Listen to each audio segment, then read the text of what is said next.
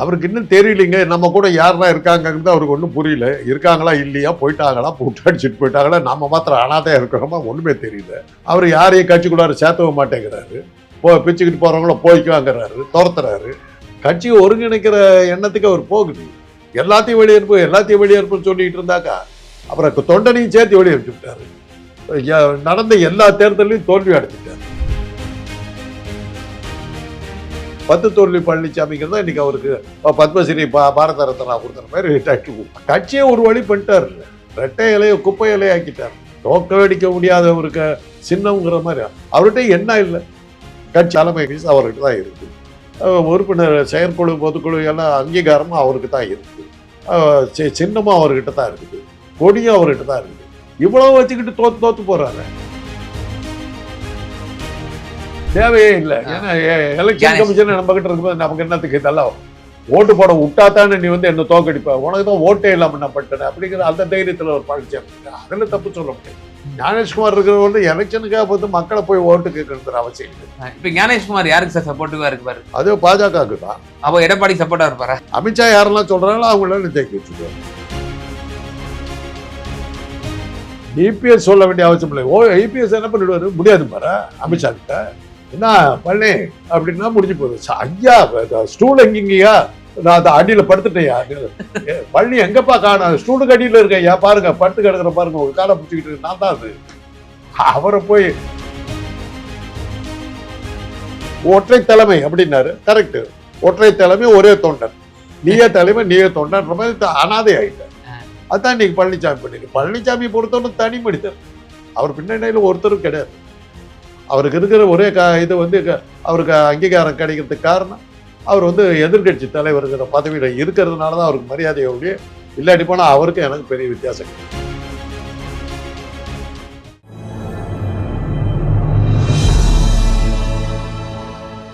Tamil news நேரலுக்கு வணக்கம். இன்றைய சிறப்பு நேர்காணலில் நம்மோடு இருந்திருப்பவர் மருத்துவர் மற்றும் அரசியல் விமர்சகர் டாக்டர் காந்தராஜ் சார். சார் வணக்கம். சார், திரு எடப்பாடி பழனிசாமி அவர்கள் இப்போ தேர்தல் நெருங்கக்கூடிய சமயத்துல மாசம் மாவட்ட செயலாளர் கூட்டம் நடத்துறாரு. ரொம்பவே அந்நியப்பட்ட விவகாரமா இருக்கு. எல்லா தமிழ்நாடு முழுக்க இருக்கக்கூடிய மாவட்ட செயலாளர்கள் எல்லாத்தையும் அதிமுக ராயப்பேட்டையில் இருக்கக்கூடிய அலுவலகத்துக்கு வர சொல்லிடுறாரு. திமுகவும் நடத்துறாங்க, ஆன்லைன் மூலியமா நடத்துறாங்க. ஏதாவது முக்கியமான சீரியஸ் இஷ்யூஸ் வந்தா நடத்துறாங்க. இபிஎஸ் மட்டும் என்ன சார் கரெக்டா மாசம் ஆனா நடத்திடுறாரு. அவருக்கு இன்னும் தெரியலைங்க, நம்ம கூட யாரெல்லாம் இருக்காங்கன்னு அவருக்கு ஒன்றும் புரியல. இருக்காங்களா இல்லையா, போயிட்டாங்களா, போட்டு அடிச்சுட்டு போயிட்டாங்களா, நம்ம மாத்திரம் அனாதையா இருக்கிறோமா ஒன்றுமே தெரியல. அவர் யாரையும் கட்சிக்குள்ளார சேர்த்தவும் மாட்டேங்கிறாரு. பிச்சுக்கிட்டு போறவங்கள போய்க்குவாங்கிறாரு, துரத்துறாரு. ஒரு மாதிரி அவர் என்ன பண்றாருன்னே தெரியலையே. அவரே எந்த நிலைமைக்கு போறாருன்னே தெரியல. தன்னை காப்பாத்திக்கிறதுக்காக இறங்கின முயற்சியில தன்னையே அழிச்சுக்கிறாரு. அவர் இவங்கெல்லாம் இருந்தாக்க தனக்கு ஒரு சப்போர்ட்டா இருக்குன்னு அவர் நினைக்க மாட்டேங்கிறாரு. கட்சியை ஒருங்கிணைக்கிற எண்ணத்துக்கு அவர் போகலையே. எல்லாத்தையும் வெளியேற்புன்னு சொல்லிட்டு இருந்தாக்கா அப்புறம் தொண்டனையும் சேர்த்து வெளியே அனுப்பிச்சு விட்டாரு. நடந்த எல்லா தேர்தலையும் தோல்வி அடைச்சிட்டாரு. அப்புறம் அவர் என்ன பேக் என்ன இருக்குது, அவருக்கு பின்னணி என்ன இருக்குது. இன்னைக்கு 10 தோல்வி பழனிசாமிங்கிறதா இன்னைக்கு அவருக்கு பத்மஸ்ரீ பாரத ரத்னா கொடுக்குற மாதிரி டைட்டில் கொடுத்துருக்காரு. கட்சியை ஒரு வழி பண்ணிட்டார். ரெட்டை இலையை குப்பை இலையை ஆக்கிட்டார். தோக்கடிக்க முடியாத ஒரு சின்னம்ங்கிற மாதிரி அவர்கிட்ட என்ன இல்லை. கட்சி தலைமை ஆஃபீஸ் அவர்கிட்ட தான் இருக்குது. உறுப்பினர் செயற்குழு பொதுக்குழு எல்லாம் அங்கீகாரமும் அவருக்கு தான் இருக்குது. சின்னமும் அவர்கிட்ட தான் இருக்குது. கொடியும் அவர்கிட்ட தான் இருக்குது. இவ்வளவு வச்சுக்கிட்டு தோத்து போறாரு. இதுக்கு மேல என்ன பண்ணும் அரசு? ஒரு தேர்தல் ஆணையமும் ஒரு ஒன்றிய அரசும் ஒன்றியத்தில் இருக்கிற பாஜக இதுக்கு மேல என்ன ஹெல்ப் பண்ணுவாங்க? இவ்வளவு ஹெல்ப் பண்ணி அவரால் நிரூபிக்க முடியல, தன்னுடைய சக்தியை செல்வாக்கு நிரூபிக்க முடியல. மக்கள் மத்தியில் ஒரு இல்லையே.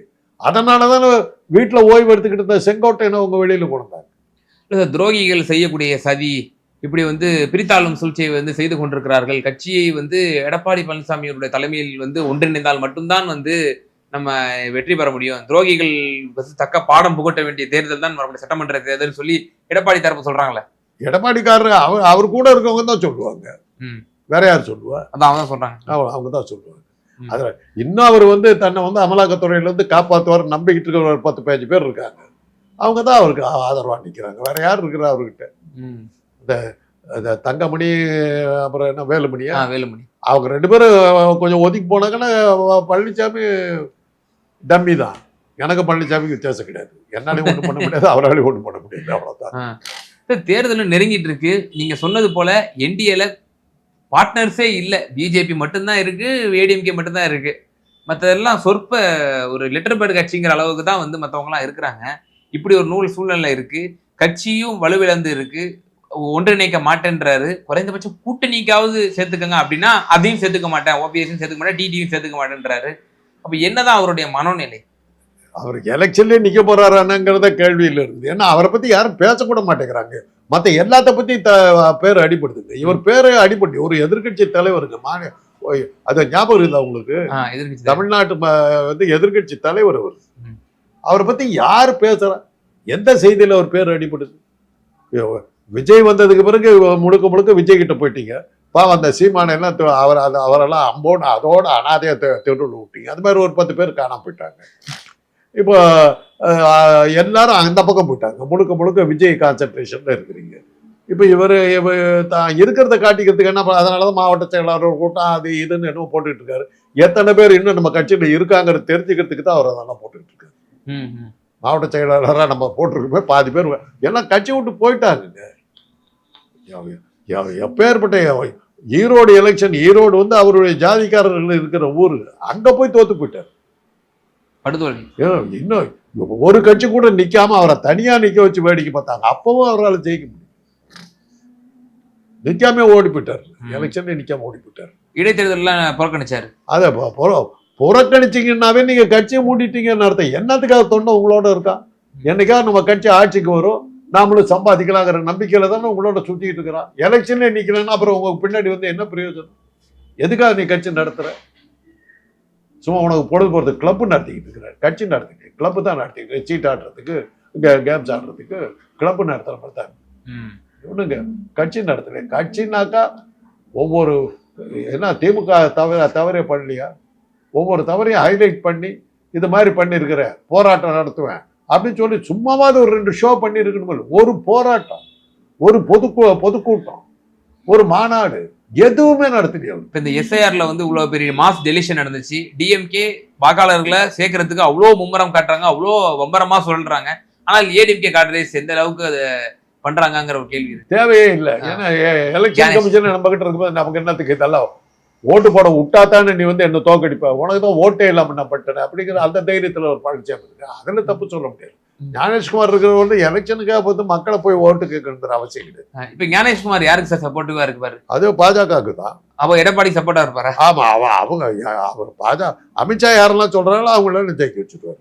ஓ, அதுதானே. அப்ப பீகார்ல என்ன நடந்தது? ஆமா, பீகார்ல வந்து 23% எதிர்கட்சி ஓட்டு வாங்குறான், 20% பாஜக வாங்குது.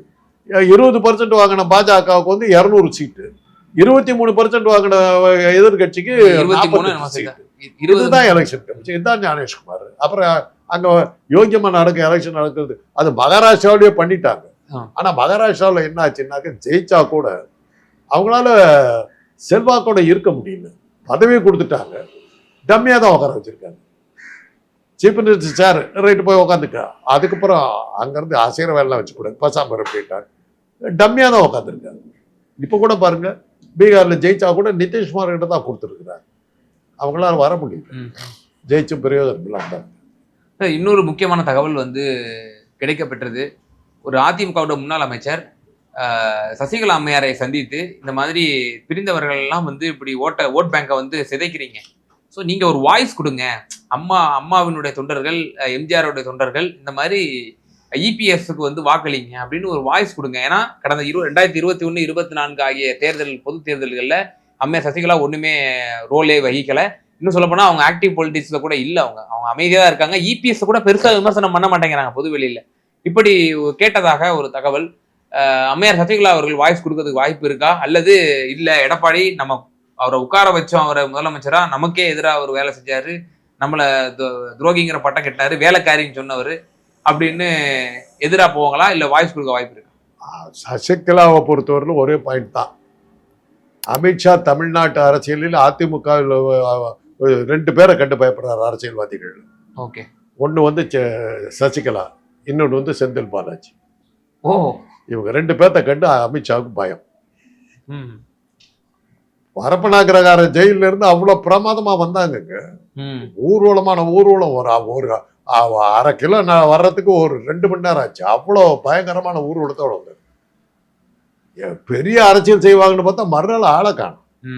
அமித்ஷா என்னம்மா அப்படின்னாங்க, போயிட்டாங்க. அன்னைக்கு போனவங்க தான், இன்னைக்கு ஒன்றும் வரலையே.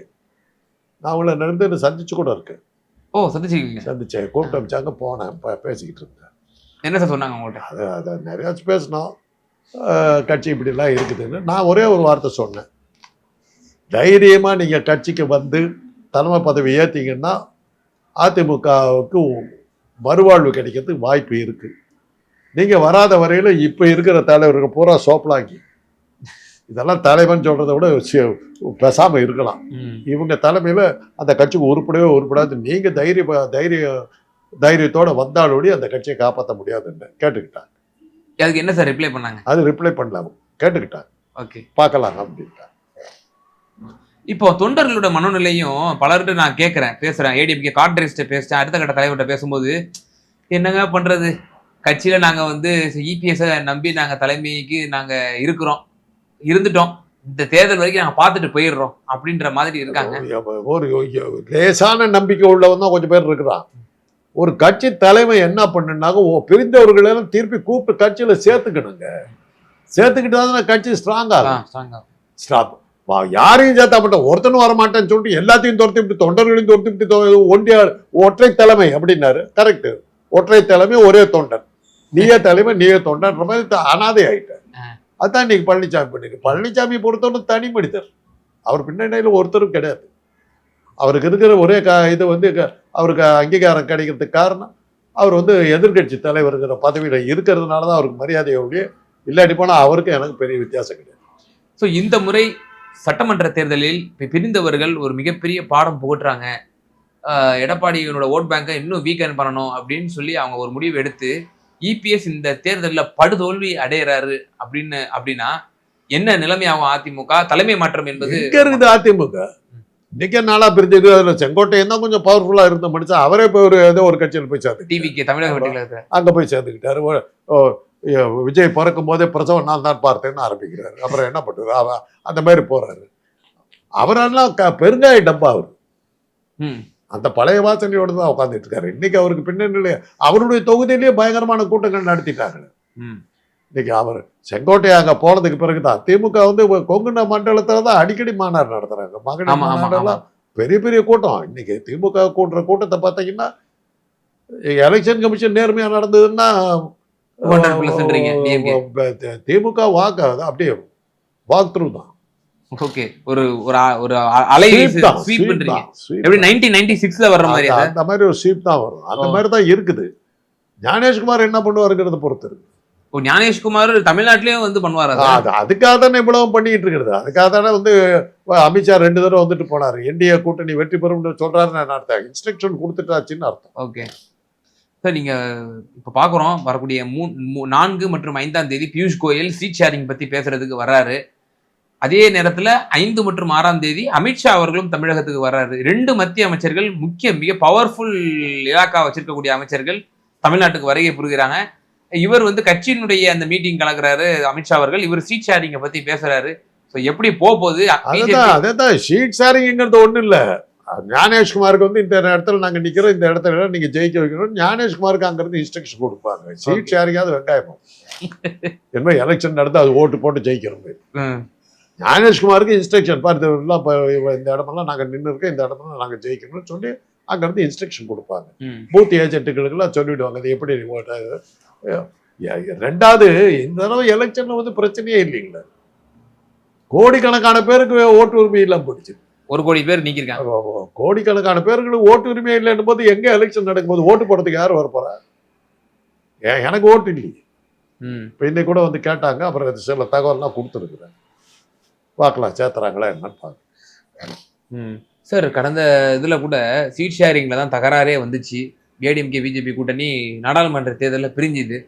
ஸோ இந்த முறை 20 சீட்லாம் நீங்கள் கொடுத்து போக முடியாது. பிஜேபி கடந்த நாடாளுமன்ற தேர்தல் நல்லா ஸ்கோர் பண்ணியிருக்காங்க. அதனால நிறைய சீட்டு கேட்பதற்கான வாய்ப்புகள் நிறைய இருக்குது அப்படின்னு சொல்லப்படுது. ஸோ குறைஞ்சது 60 முதல் 70 சீட் வரைக்கும் கேட்ட உத்தேச பட்டியல் கொடுத்துருக்காங்க அப்படின்ற தகவலும் இருக்குது. So, அப்பதாங்க அந்த பீகார்ல அப்படித்தான் நின்னாங்க.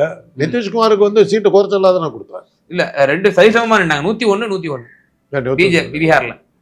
இருந்தாலும் 77 கலைஞர் இந்திரா காந்தி நின்ன மாதிரி தான். 2 பேரும் ஈக்குவலா தான் நின்னாங்க. அவங்களுக்கு 50%, இவங்களுக்கு 50%. அதுதான் காலியாச்சு. அதனால ஞானேஷ்குமார் கிட்ட சொல்லியாச்சுங்க. அவர் முடிவுகளை அவர் சொல்லிடுவார். நீங்க யாருக்கு வேணாலும் ஓட்டு போட்டு போங்க. யாரு கேட்டாங்க? ஓட்டு எண்ணிக்கைலாம் பார்க்க வேண்டிய அவசியமே இல்லை. தேர்தல் ஆணையம் நேர்மையா நடந்தால் பாஜக கட்சியை சேர்ந்த அந்த கூட்டணியோ பாஜகவோ ஒரு இடத்தில் கூட ஜெயிக்கிறதுக்கு சான்ஸே கிடையாது. தேர்தல் முடிவை பார்த்தா தெரியும். ஸோ ஞானேஷ்குமார் தான் நீங்க இன்னும் சந்தேகிக்கிறீங்க. இறுதியான எனக்கு ஒரே ஒரு கேள்வி சார். இப்போ அமித்ஷா வர்றாரு, கூட்டணி கணக்கு தான் பேச முடிக்க வர்றாரு அவரு. டிடிவி தினகரன் ஓ பன்னீர்செல்வத்தை எப்படியாவது நம்ம இணைச்சாதான் தென் தமிழகத்துல இந்த முக்குளத்தூர் சமூகத்தோட வாக்குகள் நமக்கு கொஞ்சம் கிடைக்கும். நீங்க எல்லாத்தையும் நீக்கி விட்டீங்க, 10.5 கொடுத்துருக்கீங்க. இவ்வளவு பெரிய ஒரு வீக்னஸா இருக்கு. இவங்களை குறைஞ்சபட்சம் சேர்க்கணும் அப்படிங்கிற ஒரு நிலைப்பாடு. கூடுதலா அம்மையார் சசிகலாவையும் நம்ம இன்க்ளூஷன் பண்ணணும் அப்படிங்கிற ஒரு நிலைப்பாடு. இதுக்கு வந்து ஓகே சொல்லுவாரா இபிஎஸ் அப்படிங்கிற கேள்வி இருக்கு. இபிஎஸ் சொல்ல வேண்டிய அவசியம் இல்லை. இபிஎஸ் என்ன பண்ணிடுவாரு? முடியாது பாரு அமித்ஷா கிட்ட. கடந்த காலத்துல அதெல்லாம் பேசாதீங்க. என்ன பண்ணே அப்படின்னா முடிஞ்சு போகுது. ஐயா ஸ்டூல் எங்கீங்கயா? நான் அந்த அடியில படுத்துட்டேயா? பழனி எங்கப்பா காணும்? ஸ்டூலுக்கு அடியில இருக்கையா பாருங்க, படுத்து கிடக்குற பாருங்க, உங்க காலை பிடிச்சிக்கிட்டு இருக்கு. நான் தான் அது.